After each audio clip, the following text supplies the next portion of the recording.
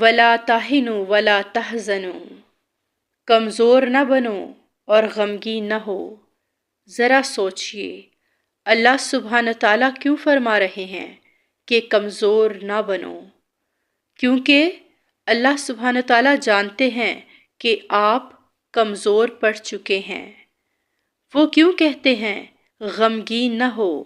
کیونکہ وہ آپ کے دل کا بوجھ جانتے ہیں۔ اللہ کو آپ کے آنسوؤں کی خبر ہے، اللہ کو آپ کی خاموش سسکیوں کا علم ہے، اور اللہ تعالیٰ کو معلوم ہے کہ آپ اندر سے ٹوٹ رہے ہیں۔ لیکن یاد رکھیے گا، آزمائش آپ کو گرانے کے لیے نہیں آتی، آزمائش آپ کو اٹھانے کے لیے آتی ہے۔ اگر اللہ آپ کو آزمائش دے رہا ہے تو اس کا مطلب ہے کہ وہ آپ کو معمولی نہیں بنانا چاہتا، وہ آپ کو بلند دیکھنا چاہتا ہے۔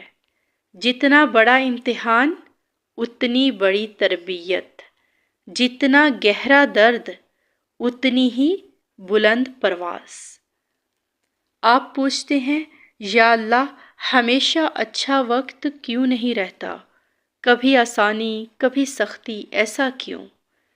اللہ تعالیٰ ہمیں بتاتے ہیں کہ وہ دلوں کو پرکھتے ہیں۔ ایمان صرف خوشحالی کا نام نہیں ہے، ایمان وہ ہے جو اندھیری رات میں بھی قائم رہے۔ جب سب کچھ ٹھیک ہو، رزق فراواں ہو، صحت اچھی ہو، لوگ ساتھ ہوں، تب الحمدللہ کہنا آسان ہے۔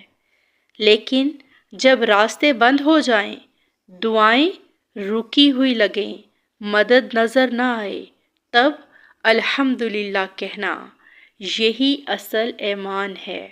اللہ تعالیٰ فرماتے ہیں کہ متقی وہ ہیں الذین یؤمنون بالغیب، جو غیب پر ایمان رکھتے ہیں۔ غیب پر ایمان کا مطلب کیا ہے؟ اس کا مطلب ہے کہ جب فتح نظر نہ آئے تب بھی یقین ہو کہ اللہ کا وعدہ سچا ہے۔ جب روشنی دکھائی نہ دے تب بھی یقین ہو کہ صبح ضرور آئے گی۔ جب مدد نظر نہ آئے تب بھی دل گواہی دے کہ اللہ میرے ساتھ ہے۔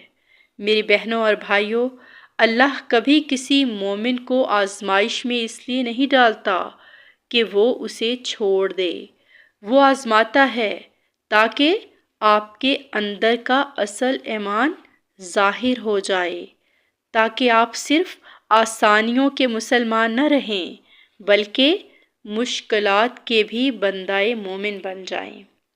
اور یاد رکھیے گا، جو ایمان خوشحالی میں ہو وہ عام ایمان ہے، اور جو ایمان مصیبت میں بھی قائم رہے وہ خاص ایمان ہے۔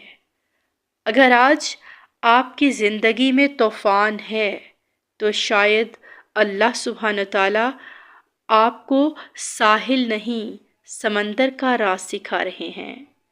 کمزور مت پڑیے، مایوس مت ہوئیے، اللہ سبحانہ تعالیٰ آپ کو گرا نہیں رہے، وہ آپ کو اوپر اٹھا رہے ہیں۔ اللہ تعالیٰ سے دعا ہے کہ اللہ تعالیٰ ہماری مشکلوں کو آسان فرمائے، اللہ تعالیٰ ہماری مدد فرمائے، آمین یا رب العالمین۔